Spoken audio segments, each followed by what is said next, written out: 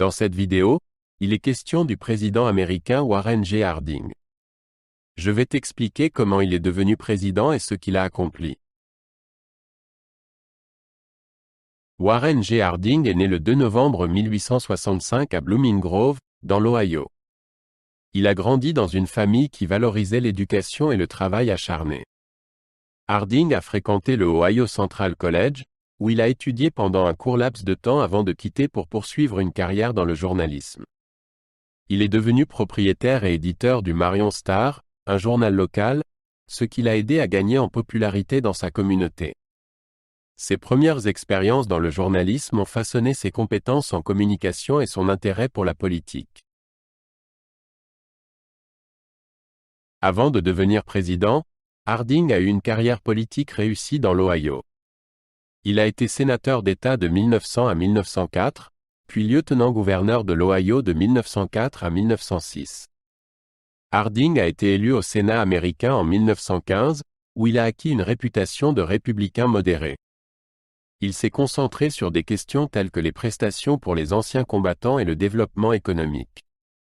Ses connexions politiques et sa popularité dans l'Ohio l'ont aidé à obtenir la nomination républicaine à la présidence en 1920. Warren G. Harding a été inauguré en tant que 29e président des États-Unis le 4 mars 1921.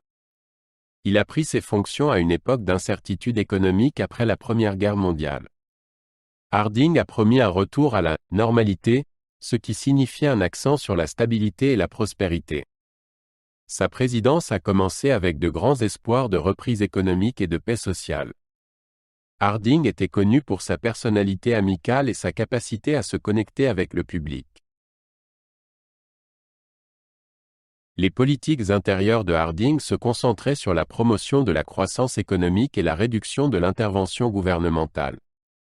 Il a soutenu des réductions d'impôts et des politiques favorables aux entreprises pour stimuler l'économie.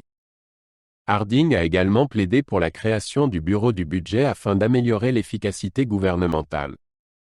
Son administration a travaillé pour résoudre des problèmes tels que le chômage et l'inflation. Cependant, certaines de ces politiques ont été critiquées pour favoriser les individus et les entreprises riches. La présidence de Harding a été ternie par plusieurs scandales et cas de corruption. Le scandale le plus notable était le scandale de Teapot Dome, qui impliquait la location illégale de réserves pétrolières fédérales à des entreprises privées. L'administration de Harding a été accusée de corruption et de mauvaise conduite parmi les fonctionnaires gouvernementaux.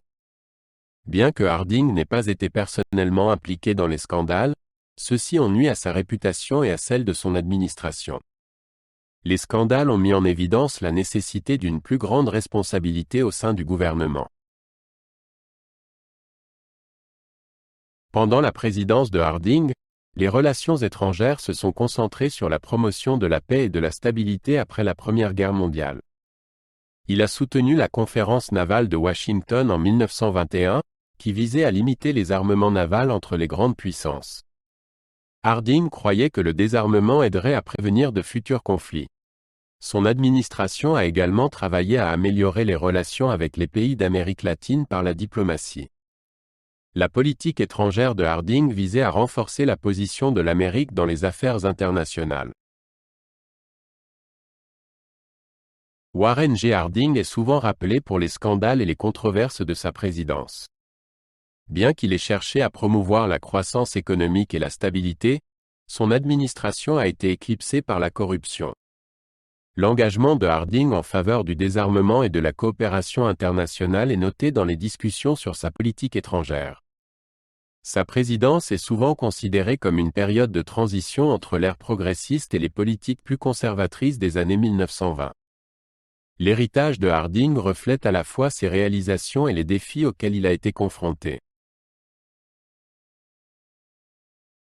La présidence de Warren G. Harding a été interrompue lorsqu'il est mort d'une crise cardiaque le 2 août 1923, alors qu'il était en tournée de discours en Californie.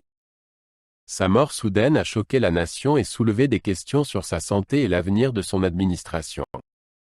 Le vice-président de Harding, Calvin Coolidge, lui a succédé. Après sa mort, Harding a été enterré à Marion, dans l'Ohio, où il avait vécu pendant de nombreuses années.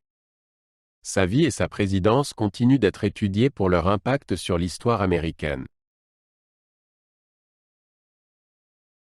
Warren G. Harding a épousé Florence Kling de Wolf en 1891, et ils n'ont pas eu d'enfants ensemble.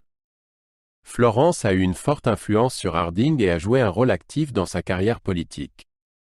Elle était connue pour ses compétences sociales et sa capacité à se connecter avec les gens.